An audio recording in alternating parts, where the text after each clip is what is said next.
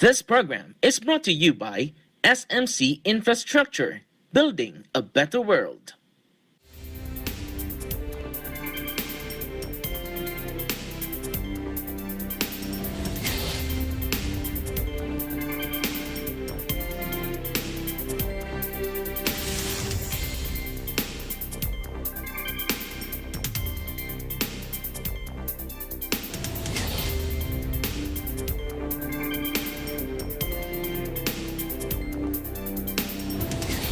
Hello, I'm Alma Angeles. You're watching Eagle News International. And I'm CJ Hero. Welcome to tonight's program. Now, our headlines. 3 people died and a dozen others are missing after a typhoon triggered flooding across the central Philippines, with thousands still sheltering in evacuation centers. Thousands of Italian protesters, angry over new restrictions announced to control the spread of coronavirus, clash with police in cities as European governments toughened their responses to the contagion. Hurricane Zeta slammed into Mexico's Caribbean coast, bringing strong winds and heavy rains to the Yucatan Peninsula, where authorities warned residents and tourists to shelter indoors. There may be far more water on the moon than previously thought, according to 2 studies, raising the tantalizing prospect that astronauts on future space missions could find refreshment and maybe even fuel on the lunar surface.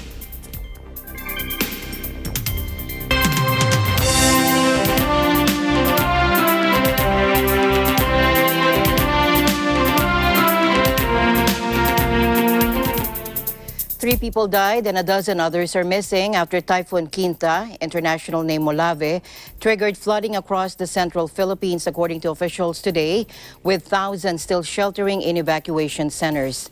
Typhoon Quinta struck Sunday, inundating low-lying villages and farmlands, knocking down power lines and destroying hundreds of houses as it crossed the archipelago. The typhoon is now sweeping across the South China Sea towards Vietnam, according to the National Weather Forecaster. The National Disaster Risk Reduction and Management Council, meanwhile, warned the number of casualties could rise as regional authorities assess the damage in their areas. The 3 deaths were all drownings, according to NDRRMC spokesman Mark Timbal. And among them was a woman who was swept away by surging currents as she tried to cross a river. Riza Joy Hernandez of the Civil Defense Office in the Central Visayas said 12 people, mostly fishermen, have been reported missing after being caught in rough seas. More than 70,000 people remain in over 800 evacuation centers. The Philippines is hit by an average of 20 storms and typhoons every year, making them a dangerous and disruptive part of life in the country. And many of the storms are deadly, and they typically wipe out harvests, homes, and infrastructure, keeping millions of people perennially poor.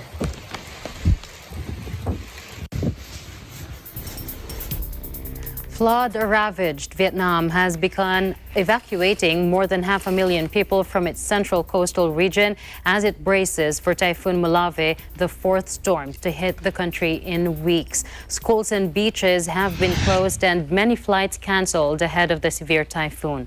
It is forecast to make landfall south of Da Nang around 1 p.m.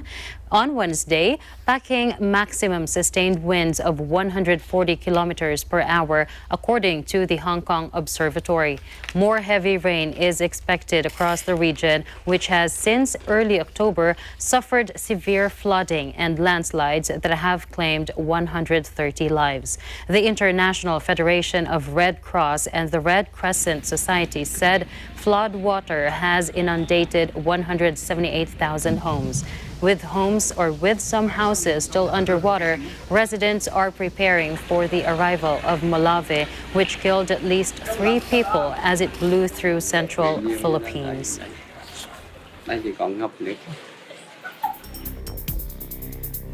More than 90,000 people fled their homes near Los Angeles on Monday, U.S. time, as two fast-spreading and uncontained wildfires raged across more than 14,600 acres, blocking key roadways and critically injuring two firefighters. The larger Silverado fire erupted early in the morning in the foothills of Irvine, about 37 miles southeast of Los Angeles, and quickly spread, fueled by dry conditions and erratic winds that prevented firefighting aircraft from flying. A second fast-growing blaze in Yorba Linda, about 17 miles north of Irvine, and dubbed the Blue Ridge Fire, erupted early afternoon Monday and had already scorched more than 6,600 acres, also forcing evacuations. The Silverado Inferno quadrupled in size by afternoon, jumping a highway and covering the area with a huge plume of smoke and ash. Shane Sherwood, a division chief at Orange County Fire Authority, said they issued an emergency evacuation order in the city of Irvine, and it's impacting approximately 90,800 residents. The National Weather Service, meanwhile, warned that the combination of low humidity, dry vegetation, and strong winds had created the most dangerous fire weather conditions this year. It also said the region will remain under a red flag warning, signifying a high risk of wildfire through Tuesday evening. Hurricane Zeta slammed into Mexico's Caribbean coast late Monday, bringing strong winds and heavy rains to the Yucatan Peninsula, where authorities warned residents and tourists to shelter indoors. The hurricane, the second to hit the area this month, made landfall just north of the resort town of Tulum. The U.S. National Hurricane Center said Zeta had strengthened in the Caribbean from a tropical storm into a Category 1 hurricane, the weakest on a scale of 5, packing maximum sustained winds of 80 miles per hour. Zeta is the 28th storm of an unusually active Atlantic hurricane season. In September, meteorologists were forced to use the Greek alphabet to name Atlantic storms for only the second time ever after the 2020 hurricane season blew through their usual list, ending on Tropical Storm Wilfred. In other news, at least 7 students were killed and scores were wounded in a bomb attack on a Quran study class at a religious school in northwestern Pakistan, according to officials. More than 60 people had been taking a lesson when the explosion tore through the madrasa in Peshawar, about 170 kilometers west of Islamabad, according to Waqar Azim, a senior police official. The official also said the blast took place in a seminary during a Korean class. Someone took a bag inside the seminary. He added that the person who had brought in the bag left the lecture hall before the blast. All of the dead were men aged between 20 and 40, he said. Teachers and boys as young as 7 were among the wounded.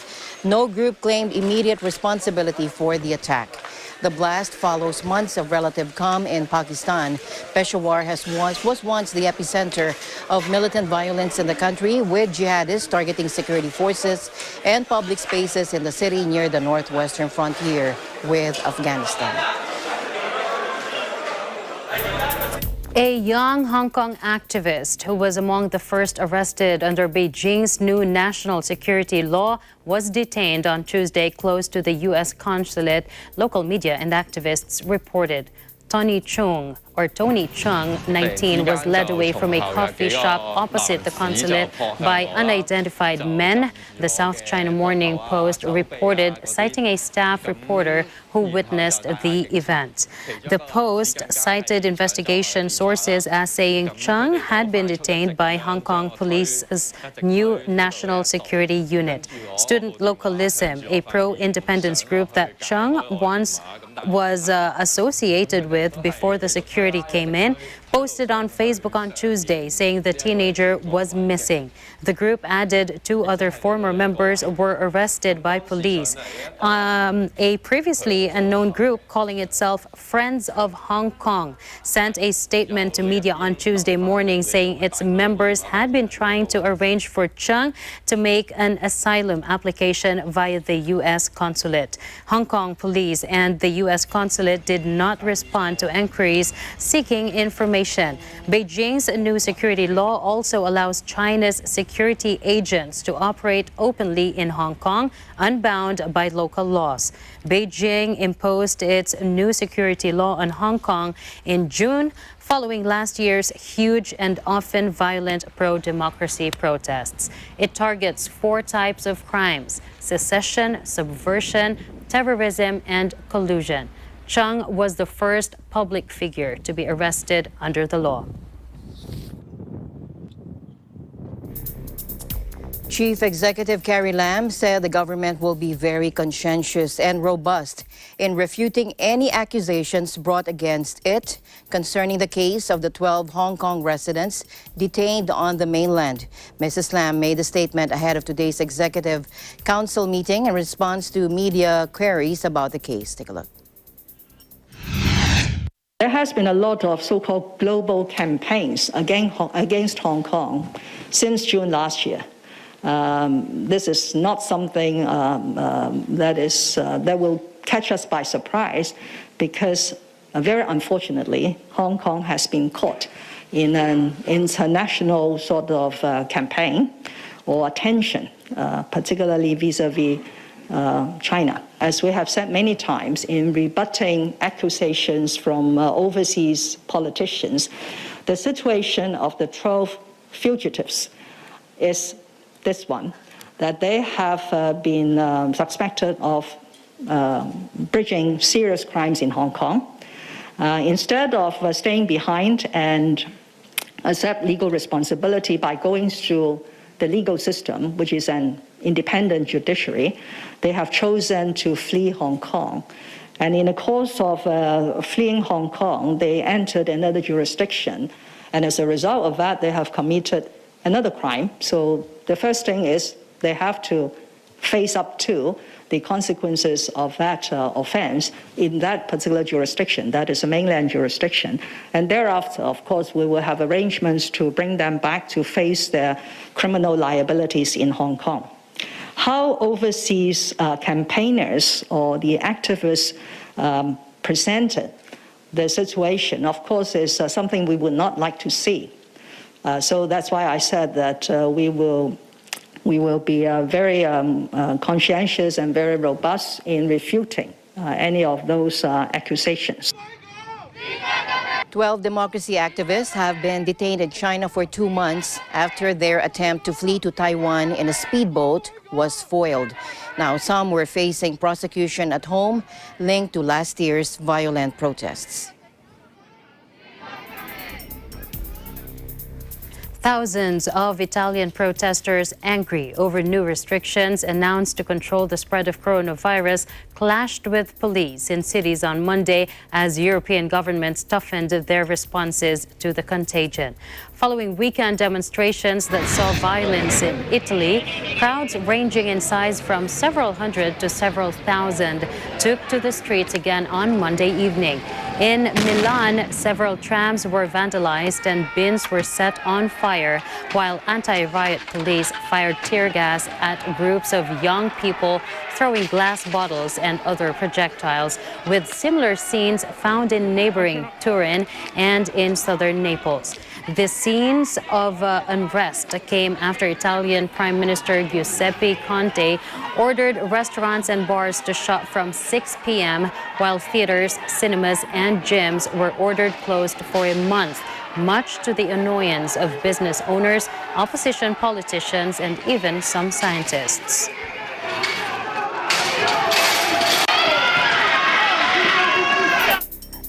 And the street violence in Italy was mirrored in Nigeria, where crowds ransacked warehouses in the capital Abuja, where they carted off supplies earmarked for distribution during the coronavirus lockdowns. Take a look.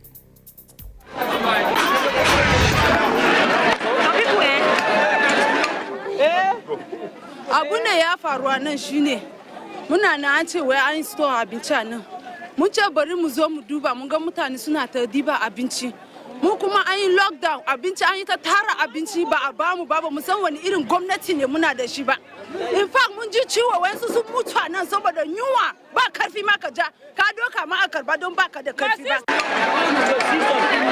Lines of residents could be seen carrying away sacks of supplies meant for distribution during coronavirus lockdowns as authorities struggle to halt the pillaging. The looting comes after days of violent rioting in Nigeria following the shooting of unarmed protesters in the largest city, Lagos, on Tuesday. The situation has calmed in Lagos and elsewhere, but widespread pillaging of government supplies has been reported across the country. And some Nigerians accuse authorities of hoarding items while millions of people experience hunger. In other news, the Czech Republic said it would impose a nighttime curfew mimicking measures already introduced in France and Spain. Slovenia imposed border closures, while even Norway, with one of Europe's lowest infection rates, tightened its rules on social gatherings on Monday. Health Minister Roman Primula urged companies to allow staff to work from home whenever possible. The EU member of 10.7 million people has registered more than 260,000 cases and over 2,300 deaths since the March outbreak. It now leads the EU in terms of new deaths and cases per 100,000 inhabitants. And here are some scenes in Paris. People queuing in front of a laboratory to get tested for COVID. Take a look. Now, France is also bracing for harsher measures, with President Emmanuel Macron set to gather his top ministers Tuesday to review efforts to curtail the outbreak after the number of daily cases topped 50,000 for the first time at the weekend. And some options reportedly being considered included weekend lockdowns in high infection areas, an earlier nighttime curfew, or even another general countrywide stay-at-home order. COVID-19 has now claimed the lives of 1.1 million people and infected more than 43 million globally.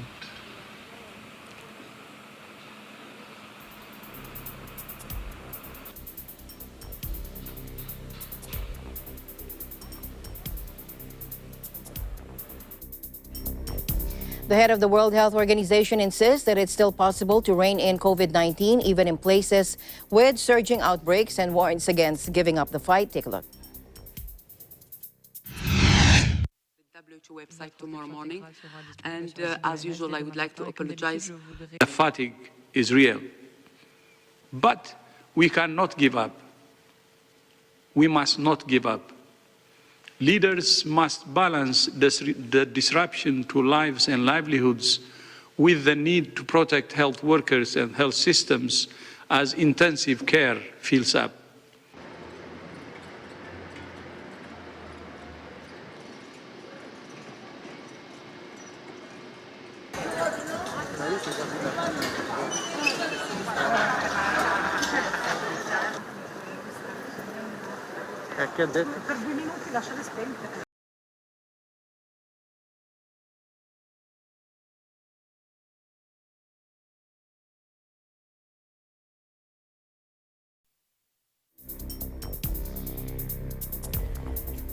Iran's official novel coronavirus fatalities crossed the 33,000 mark on Tuesday, the health ministry said, as the country set new records in both daily deaths and infection cases.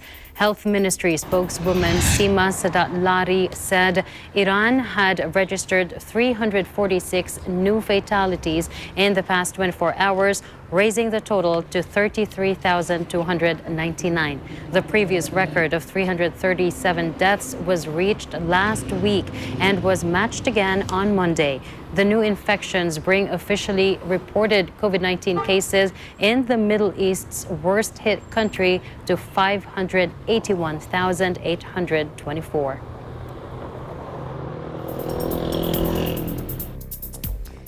Here in the Philippines, Metro Manila will remain under general community quarantine status until November 30, along with other areas, President Duterte announced in a pre-recorded address aired on Tuesday morning.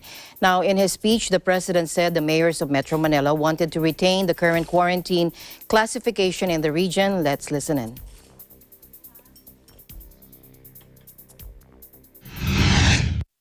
Ang proposed quarantine qualification for November 1 to 30 herewith is the proposed community quarantine classification subject to appeals from the LGUs. General community quarantine or GCQ from November 1 to 30. In CR, gusto man talaga nila Batangas, Iloilo City, Bacolod City, Tacloban City, Iligan City, Lanao del Sur. Ang gusto ng mga may karamihan, gusto nila make it permanent because they have seen the goodness of the result. Na it has considerably lowered the number of people who are infected with the microbe. So gusto nila ito, palagay ko naman sa inyo marin itong kapakanan. Look, we are not here to make your life miserable or sad. We are here to make your life comfortable and to make you happy. Wala kaming ibang dito. Bakit kami maglalagay na ito, ganitong papel kung what's the point of sige kayo daldal dyan. So what's the point of working on these figures if it does not do anything good? Pero kung maniwala kayo, para sa inyo yan. Aside from Metro Manila, Batangas, Iloilo City, Bacolod, Tacloban, Iligan, and the province of Lanao del Sur will also remain under GCQ status. Last week, Metro Manila mayors recommended retaining GCQ status for the rest of the year. Presidential spokesperson Harry Roque earlier said their proposal is subject to the approval of the Interagency Task Force for the Management of Emerging Infectious Diseases. He also admitted that the IATF is hesitant about further relaxing quarantine restrictions as it may result in a possible spike in coronavirus disease cases. As of Monday, the Philippines logged 371,630 confirmed cases with 36,333 active cases, 328,528 recoveries, and more than 7,000 deaths.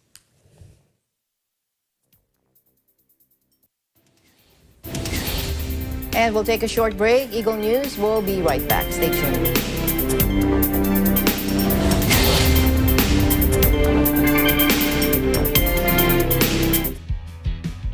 The successful development of TPLEX, or Tarlac-Pangasinan-La Union Expressway in 2009, a 4-lane toll road that extends from Tarlac City to Rosario, La Union, with an additional approved extension of 56 kilometers all the way to San Juan, La Union. This is expected to reduce travel time to Baguio and other provinces in northern Luzon. Realizing the vision of creating a better world for Filipinos fueled the team's focus. Tayong mga Filipino, likas na palabati. Sanay rin tayong makipagkamay. Pero dahil na rin sa COVID pandemic, isinusulong ang pagbati na hindi na kailangan pang makipagkamay.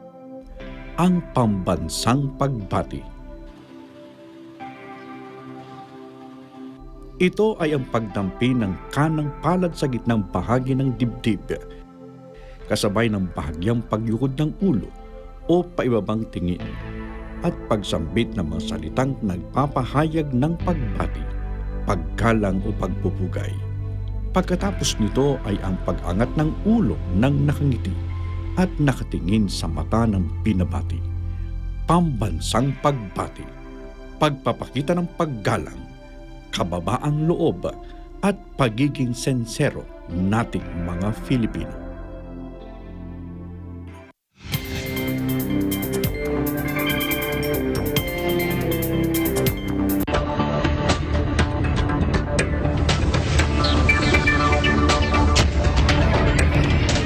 Japan's biggest airline, ANA Holdings, on Tuesday forecast a record $4.83 billion net loss for this financial year and announced a major restructuring as the pandemic hammers the global aviation industry. The company said its first half net loss came to 188.4 billion yen, a sharp fall from the 56.7 billion yen in profit it logged during the same April to September period last year. ANA in a statement said there has been a significant decline in passenger demand, which has been severely affected by the immigration restrictions around the world and the voluntary restraints on movement within Japan that have accompanied the spread of COVID-19. While demand is gradually recovering in the second half, it is not expected to return to the level of the previous year. Revenue plunged 72% to 291.8 billion yen for the first 6 months, for the 6 months. Eurozone banks tightened their requirements for handing out loans in the third quarter. A European Central Bank survey showed Tuesday, indicating nervousness over the region's recovery as coronavirus infections spike.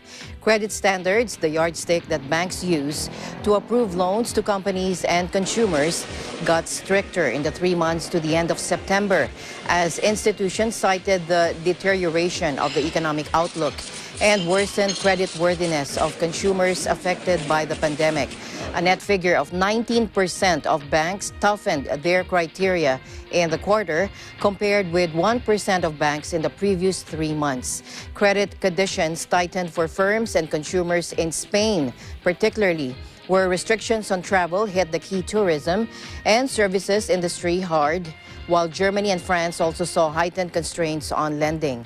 An upswing in economic sentiment after pandemic-induced lockdowns in the spring has faded after businesses opened up over the summer months, with countries across the 90-nation single currency club now reintroducing restrictions to curb a second wave of the virus. Demand for loans also fell from all-time highs in the third quarter as firms needed less emergency liquidity compared with earlier in the year. ECB President Christine Lagarde has urged Eurozone governments not to pull away fiscal support too quickly, including furlough or short-time work schemes, so as to prevent a cliff effect. Asia's fourth largest economy returned to quarter-on-quarter growth in the July to September period, South Korea's Central Bank of Korea announced on Tuesday. The South largely overcame an early coronavirus outbreak through an intensive track and test model, and everyday life in the country has returned largely to normal.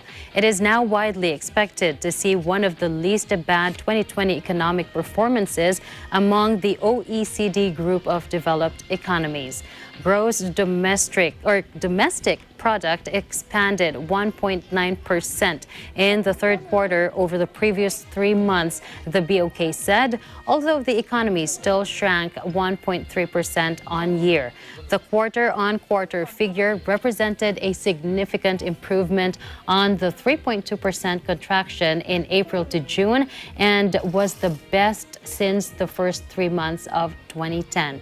It was driven by a better-than-expected exports performance as major trade partners began to emerge from the depths of the coronavirus lockdowns, according to officials. But Park Yang-soo, head of the BOK's Economic Statistics Department, warned that the trade-driven economy's recovery may suffer as a result of new waves of the pandemic in key markets. The rapid spread of coronavirus in Europe and the United States acts as a risk, he said. Domestically, the construction sector had not rebounded as quickly as exports, owing to heavy rain and severe flooding over the summer, he added. The United States on Monday said it had approved a $2.4 billion sale of 100 Harpoon coastal defense systems to Taiwan, defying Beijing's anger over a $1 billion missile deal last week. The announcement came just hours after Beijing said it would sanction U.S. firms involved in an earlier arms sales to the democratic self-ruled islands. The proposed sale of the Harpoon systems will help improve the security of the recipient and assist in maintaining political stability, military balance, and progress in the region, according to the State Department in a statement. The deal involves 100 Harpoon coastal defense systems, which includes 400 RGM, 8 4L4 Harpoon Block 2 surface launch missiles with a range of around 78 miles or 125 kilometers. Democratic and self-ruled Taiwan lives under constant threat of invasion by authoritarian China, whose leaders view the island as part of their territory. They have vowed to one day seize Taiwan by force if necessary. Advanced Micro Devices said Tuesday it had finalized a deal to buy computer chip making rival Zlink in a transaction worth $35 billion, further consolidating the industry. The AMD today announced that they have entered into a definitive agreement for AMD to acquire Zlink in an all-stock transaction valued at $35 billion, the company said in a statement. The combination will create the industry's leading high-performance computing company, significantly expanding the breadth of AMD's product portfolio and customer set across diverse growth markets where Zlink is an established leader. AMD is one of the largest semiconductor firms specializing in processors for personal computers, servers, and gaming. AMD revenue has climbed this year with the COVID-19 pandemic fueling demand for computers and video game consoles as people rely on the internet to work, learn, and of course, play more at home. Zlink, founded in 1984, is known for adaptive chip processing systems used in an array of industries, including telecommunications, automotive, and defense.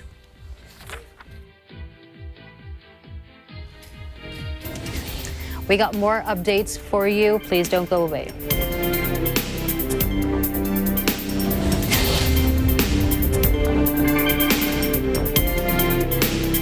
Mula noon hanggang ngayon, gabay natin ang MTRCB ratings sa matalino at responsableng panonood.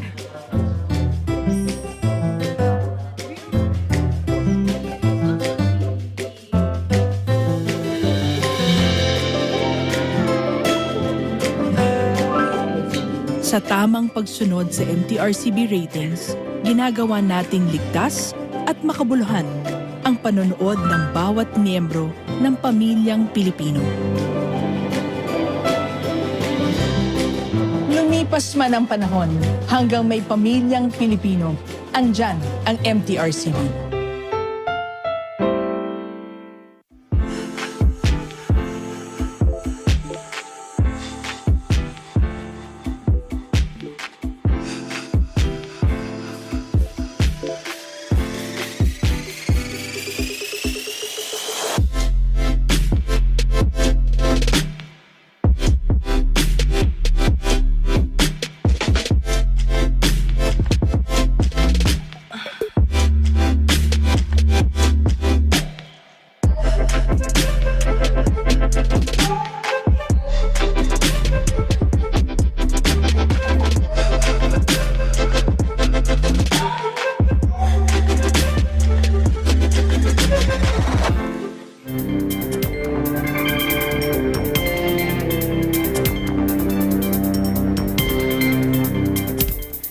Welcome back. U.S. President Donald Trump's struggling re-election campaign receives a boost with the confirmation of his latest Supreme Court nominee, tilting the court to the right in a landmark victory for American conservatives. The Republican-controlled Senate elevated Amy Coney Barrett to the lifelong position in a 52-48 vote. Take a look.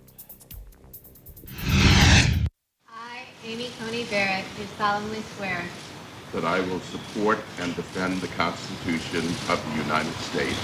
That I will support and defend the Constitution of the United States. Against all enemies, foreign and domestic. Against all enemies, foreign and domestic.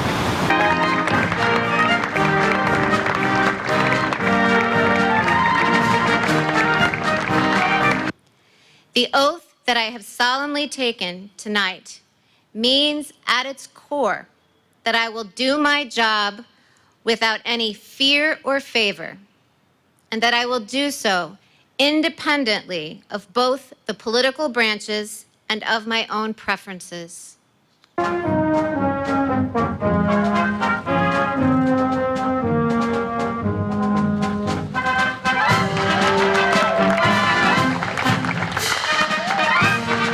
This is a momentous day for America, for the United States Constitution, and for the fair and impartial rule of law.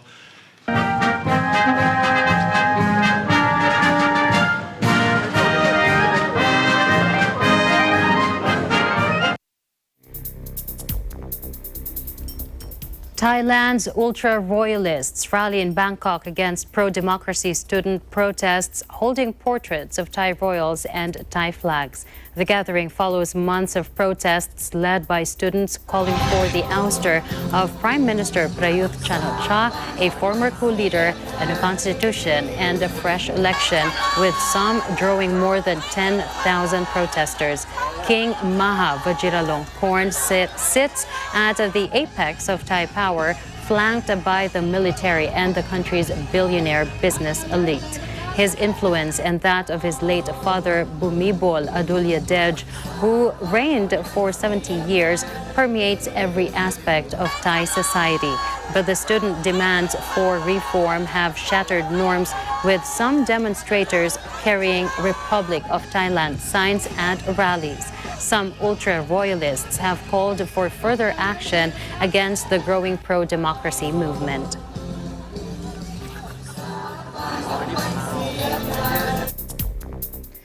A Philippine police officer was killed during a raid on an illegal cockfight after a rooster's blade sliced his femoral artery. Now, it has been banned along with other sporting and cultural events during the coronavirus pandemic to prevent large crowds from gathering and spreading the contagion. Monday's freak accident in the central province of northern Samar happened when Lieutenant Christian Bolok picked up a fighting cock as he gathered evidence of the unlawful event. Now, Provincial Police Chief Colonel Arnel Apud said its blade struck his left thigh, and he bled to death. 3 people were arrested and 2 fighting cocks seized, along with 2 sets of spurs in the raid in San Jose town, where Bolok was the police chief.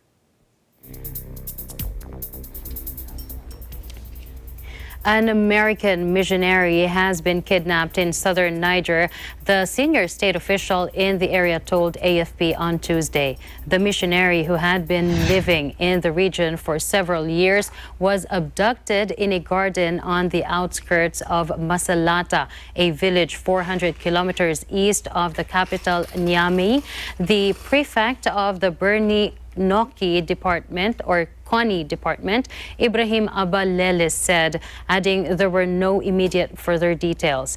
Niger lies in the heart of the vast and impoverished Sahel, which is struggling with a jihadist insurgency that has claimed thousands of lives and driven hundreds of thousands from their homes. Several Westerners are currently hostage in the region. They include American aid worker Jeffrey Woodkey, who was kidnapped in the central town of Abalak in October 2016 and is believed to have been taken to neighboring Mali.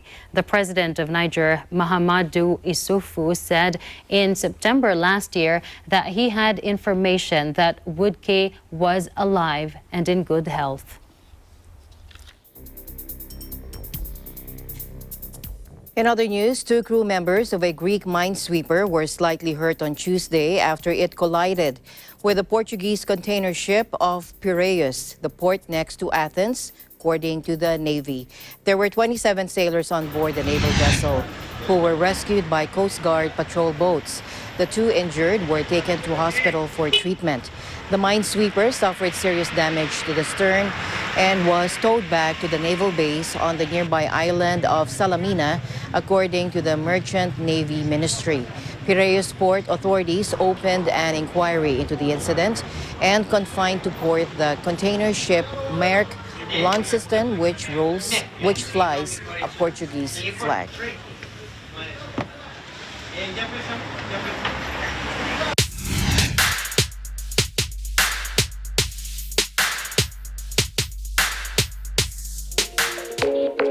Used vehicles exported from richer countries are contributing to increased air pollution in developing nations and hindering efforts to mitigate the effects of climate change. That, according to a report published on Monday by the UN Environment Program. Let's watch this. Millions of used cars, vans, and minibuses exported from Europe, the U.S., and Japan to the developing world are of poor quality, contributing significantly to air pollution and hindering efforts to mitigate the impacts of climate change. That's according to a new report by UNEP, the UN Environment Program. The report shows that between 2015 and 2018, 14 million used vehicles were exported worldwide. Some 80% of those went to low and middle income countries, with more than half going to Africa. UNEP said developed countries must stop exporting vehicles that fail environmental and safety inspections and are no longer considered roadworthy in their own countries. The report also calls for the adoption of minimum quality standards that will ensure that used vehicles contribute to cleaner, safer fleets in importing countries. Used vehicles and the environment, a global overview of used light-duty vehicles, flow, scale, and regulation calls for action by both sides to adopt harmonized minimum quality standards.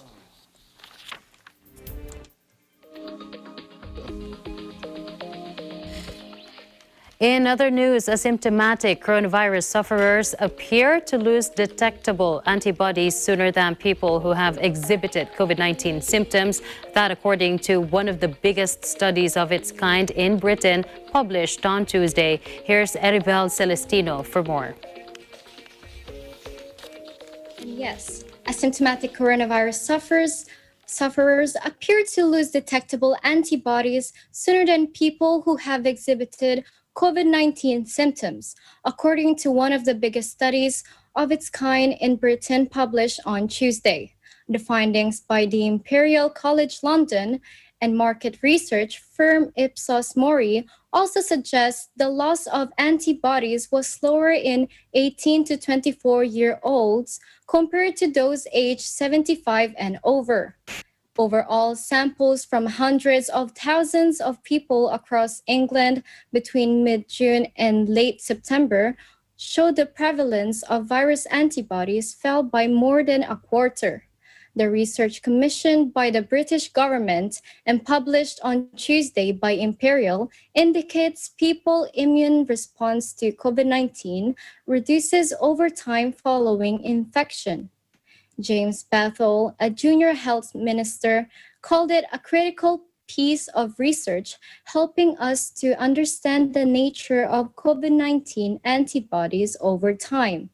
But scientists involved cautioned that a great deal remains unknown about people's long-term antibody response to the virus. It remains unclear what level of immunity antibodies provide, or for how long this immunity lasts, said Paul Elliott of Imperial School of Public Health. The study involved 365,000 randomly selected adults administering at home 3 rounds of finger prick tests for coronavirus antibodies between June 20 and September 28. The results showed the number of people with antibodies fell by 26.5% over the approximate 3-month period. Scaled up to the nationwide level, it meant the portion of the English population with antibodies dropped from 6.0% to 4.4%, according to the study. The decline coincided with the prevalence of the virus falling dramatically across England and the rest of Britain, following a months-long nationwide shutdown which has eased over the summer.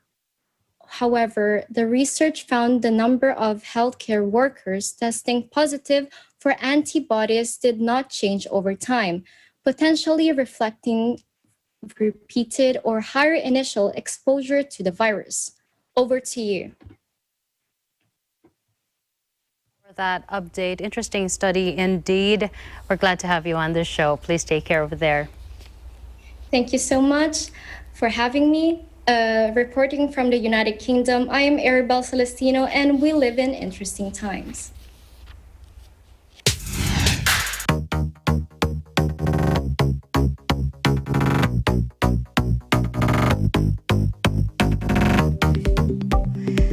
A French-Swiss artist unveiled 3 massive land art productions in Istanbul as part of his Beyond Walls project, in which he paints giant intertwined hands to symbolize the largest human chain around the world. Istanbul is the 8th step of the project, which he began in June of 2019. Take a look.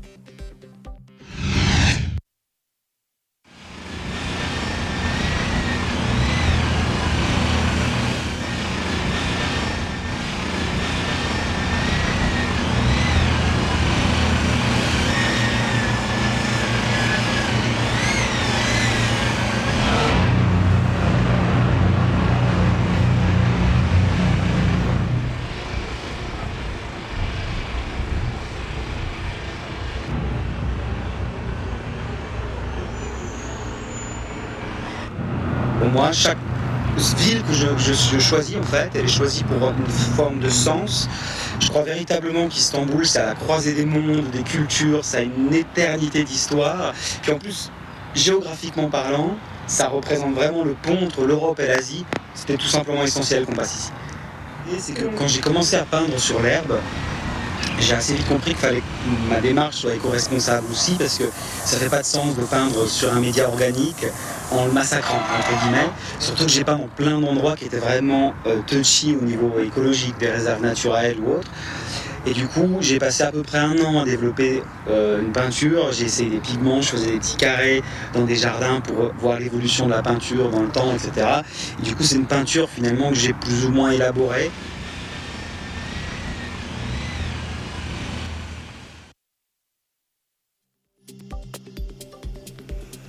The INC launches a Welcome My Brethren activity in Spain. Here is Kathy Ferrer, our CEO, for that report. The members of the Church of Christ in Spain remain active in the church activities despite the pandemic.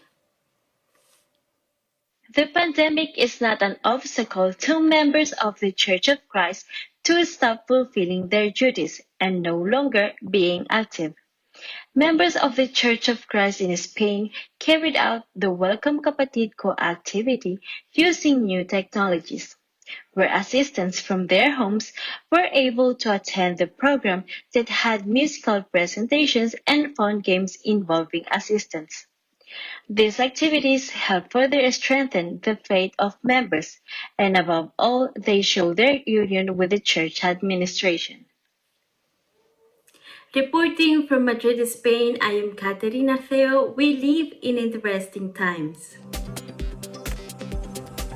And finally, in our news, there may be far more water on the moon than previously thought, according to 2 studies published Monday, raising the tantalizing prospect that astronauts on future space missions could find refreshment and maybe even fuel on the lunar surface. The moon was believed to be bone dry until around a decade ago, when a series of findings suggested that our nearest celestial neighbor had traces of water ice in permanently shadowed craters at its polar regions. Take a look.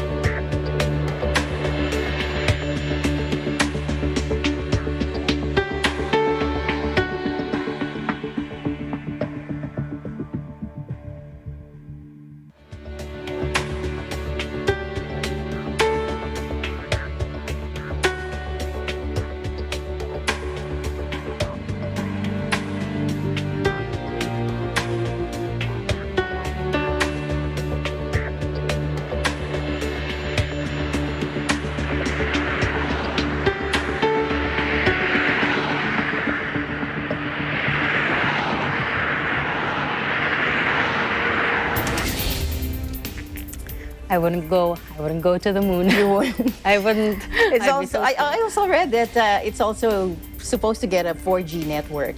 Oh, The is it going to be moon. faster than here? Yes, no buildings, Well, maybe no I'll think trees. about it. Well, that's it for tonight's broadcast. Thank you so much, everyone, for joining us tonight. I'm CJ Hero. See you back again tomorrow. And at the end of the day, there remains so much more to be grateful for. I'm Alma Angeles, and We live in interesting times.